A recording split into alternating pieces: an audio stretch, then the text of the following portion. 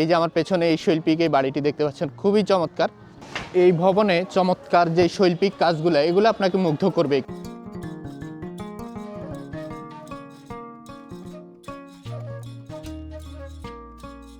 এই রানীর ঘাট আর কি, রানী যেই ঘাটে গোসল করতেন।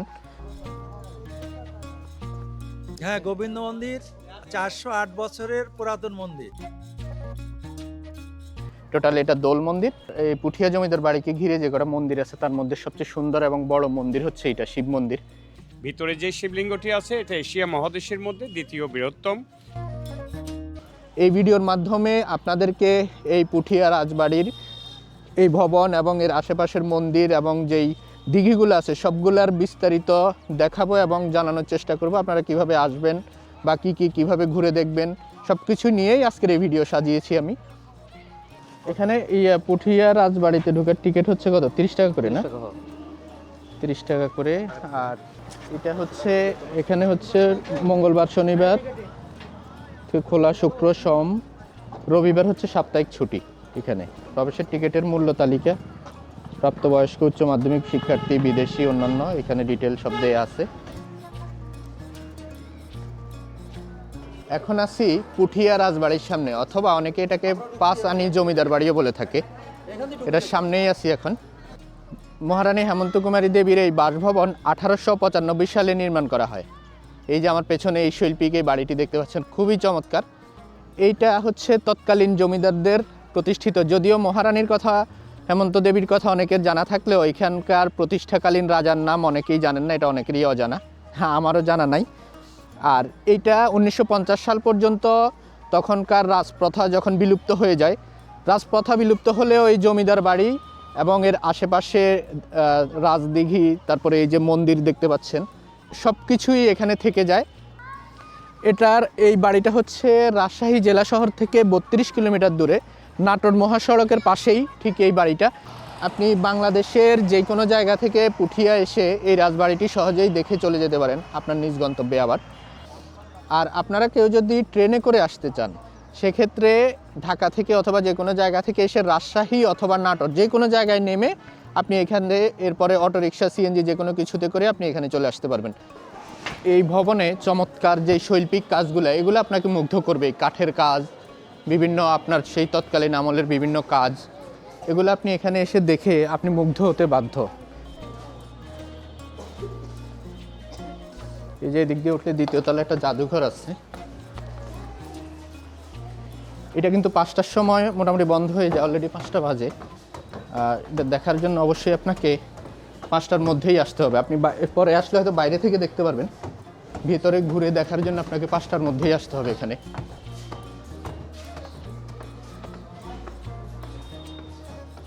এখানে গ্যালারি আছে 3টা, এই একটা, আরেকটা, এই একটা, 3টা, 1 2 3।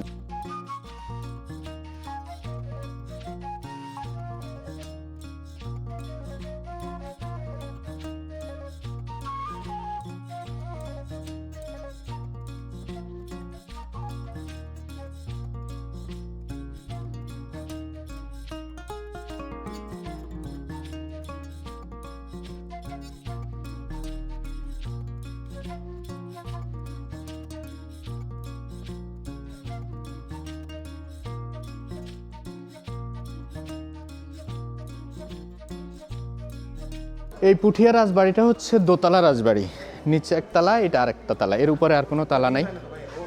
আর এইখানে আপনার রাজবাড়ি ছাড়াও আশেপাশে 6টা রাজ দিঘি, প্রত্যেকটা দিঘি আপনার 6 একর জায়গা জুড়ে। এছাড়া বেশ কয়েকটা মন্দির আছে। আমাদের খুব কম সময়ের মধ্যে দেখতে হচ্ছে এটা। আপনারা আসলে অবশ্যই আসবেন হচ্ছে 5টার মধ্যে, 5টার অনেক আগে, 4টার মধ্যে আসবেন অ্যাটলিস্ট, না হলে খুব ভালোভাবে ঘুরে দেখতে পারবেন না।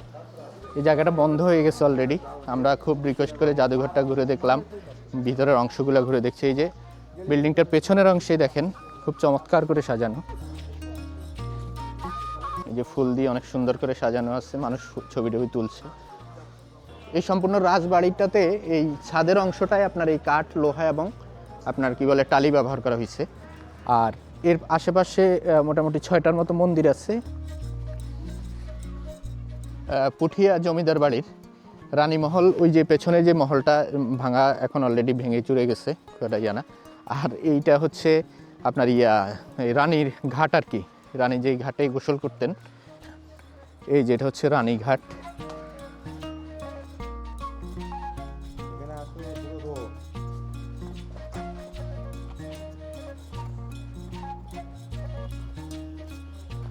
এখানে মোট 6টা মন্দির আছে। এটা হচ্ছে আহ্নিক মন্দির, আর এটা হচ্ছে গোবিন্দ মন্দির, আর বাকিগুলো হচ্ছে ওই সাইডে। এই যে গোবিন্দ মন্দিরের গেটটা হচ্ছে ওই দিক দিয়ে। এটা হচ্ছে আপনার গোবিন্দ মন্দির। হ্যাঁ, গোবিন্দ মন্দির 408 বছরের পুরাতন মন্দির।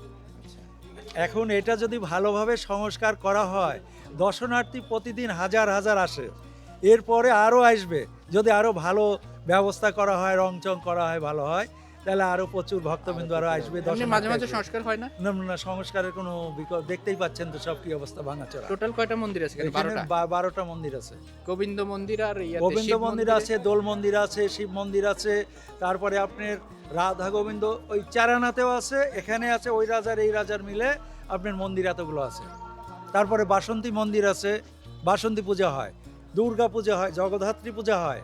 তারপরে আপনার হলো লক্ষ্মী সরস্বতী মন্দির আছে, কালী মন্দির আছে, এখানে অনেকগুলো মন্দির রাজাদের আছে।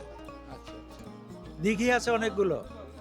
আপনার নামটা যদি আরেকবার বলেন। শ্রী জয়নিতাই কুমার দত্ত।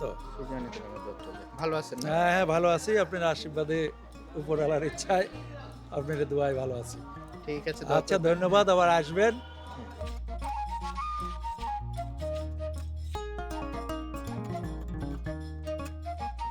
এটা যে রাজবাড়ি থেকে সোজা যে মন্দিরটা দেখা যায়, এটা হচ্ছে সেই মন্দির। এটার নাম হচ্ছে দোল মন্দির। ওই পাশে যেই আরেকটা মন্দির আছে শিব মন্দির, ওই মন্দিরটা দেখাবো আপনাদেরকে, দেখি।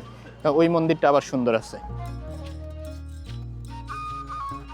জমিদার, এই পুঠিয়া জমিদার বাড়িকে ঘিরে যে কটা মন্দির আছে, তার মধ্যে সবচেয়ে সুন্দর এবং বড় মন্দির হচ্ছে এটা, শিব মন্দির।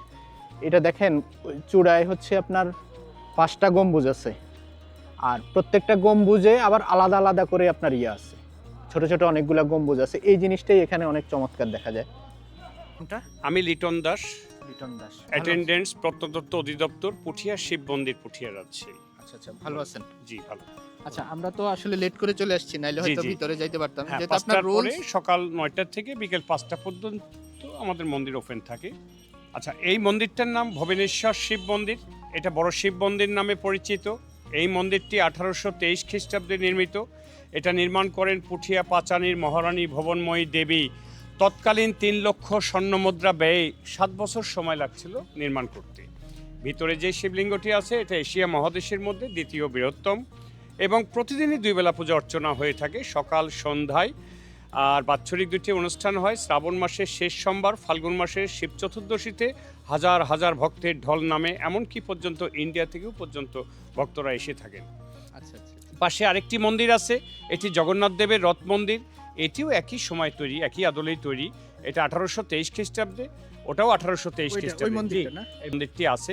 আমাদের 15টি মন্দিরের মধ্যে 2টি মন্দির চালু আছে, পুঠিয়া বড় শিব মন্দির এবং পুঠিয়া বড় গোবিন্দ মন্দির। গোবিন্দ মন্দির যেটা একবারে জি, টেরাকোটায় অলংকৃত পোড়ামাটির ইট, আপনারা কি দেখছেন? হ্যাঁ, ওইটা দেখে আসছি, ওইখান থেকে আমাদের। আচ্ছা, তারপরে আমরা দেখব পুঠিয়া বাজারের ভিতরে 4 তলা বিশিষ্ট দোলমঞ্চ। এটি 1616 খ্রিস্টাব্দের মধ্যে নির্মিত। এটা নির্মাণ করেন রাজা যোগেন্দ্র নারায়ণ রায়।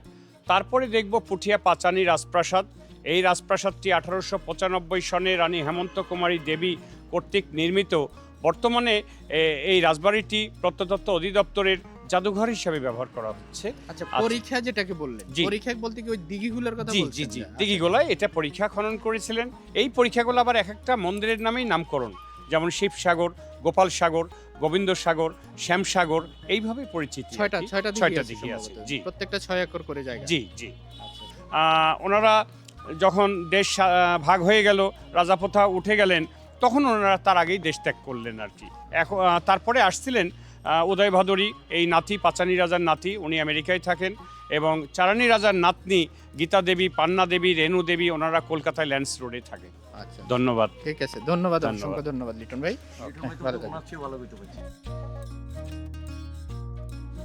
অলরেডি সবাইকে বের করে দিচ্ছে। তো পুঠিয়া জমিদার বাড়ি থেকে বিদায় নিচ্ছি, ভিডিও এখানেই শেষ করব। সবাই ভালো থাকবেন, সুস্থ থাকবেন এই কামনা করছি। ভিডিও ভালো লাগলে লাইক, কমেন্ট, শেয়ার করবেন। চ্যানেলের পাশে থাকতে চাইলে ইউটিউব চ্যানেল সাবস্ক্রাইব করে রাখবেন, ফেসবুক পেজ ফলো করে রাখতে পারেন। ধন্যবাদ।